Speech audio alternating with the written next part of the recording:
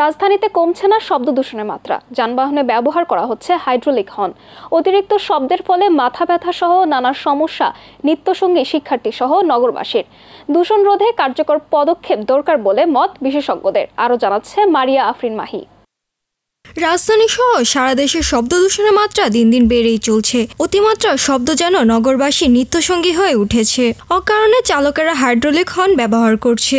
শিক্ষা প্রতিষ্ঠান বা হসপিটালের সামনে গাড়ি চলাফেরার সময় অতিরিক্ত হর্ন বাজানোর ফলে দীর্ঘস্থায়ী শব্দ দূষণ শিক্ষার্থীদের শ্রবণ শক্তি, মানসিক স্বাস্থ্যের ব্যাঘাত ঘটাচ্ছে। বিনা কারণে এসে তারা শব্দ দূষণ করছে। দেখা যাচ্ছে এটা নিয়ে আমরা খুবই বিরক্ত। আর এটা যদি প্রশাসনের আওতায় আনে বা প্রশাসন যদি দেখে বা আইনগত বা দিক থেকে বা সরকারি দিক থেকে যদি এটা বিবেচনা করে, আমার মনে হয় যে শব্দ দূষণ আরও দিন দিন হ্রাস পাবে। আইন ভাঙার প্রবণতাটা বেশি হয়ে গেছে, যার কারণে সবাই দ্রুত চলাচলের কারণে হর্ন ইউজ করতেছে বেশি।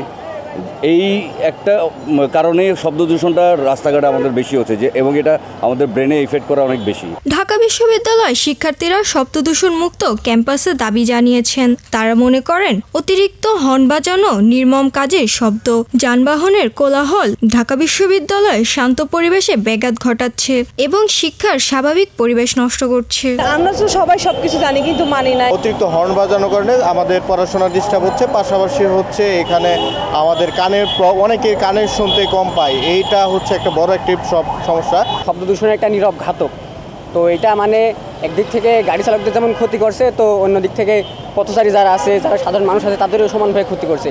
তো আমরা তাদেরকে সচেতন করার চেষ্টা করছি যে যাতে তারা মানে অযথা হর্ন না বাজায়। মানুষের শ্রবণ শক্তি শব্দে অসহনীয় মাত্রা সর্বোচ্চ 40 ডেসিবেল, কিন্তু হাইড্রোলিক হর্ন শব্দ ছড়ায় 120 ডেসিবেল পর্যন্ত। বিশেষজ্ঞ চিকিৎসক বলছেন শব্দ দূষণের ফলে শ্রবণ শক্তি কমে যাওয়া, বধিরতা, মেজাজ খিটখিটে হওয়া, ঘুম কম হওয়া, হৃদরোগ নানা সমস্যা দেখা দিচ্ছে। সহনীয় মাত্রার চেয়ে বেশ কয়েক গুণ বেশি শব্দ দূষণের কবলে কিন্তু আমাদের রাজধানীর সব এলাকা। গবেষণা বলছে যে দেখা যাচ্ছে যে অন্তত 2 থেকে 3 গুণ বেশি। এতে বিশেষ করে সব বয়সের মানসিক ক্ষতিগ্রস্ত হচ্ছে, বিশেষ করে গর্ভবতী নারী এবং শিশুরা বেশি।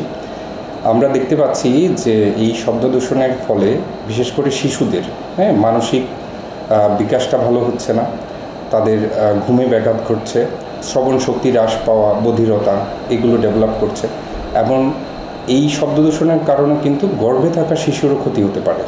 শব্দ দূষণ রোধে এখনই কার্যকর পদক্ষেপ গ্রহণ করা দরকার বলে মত নগর পরিকল্পনাবিদদের। মারিয়া আফরিন মাহি, আমরা করব জয়, ATN বাংলা, ঢাকা।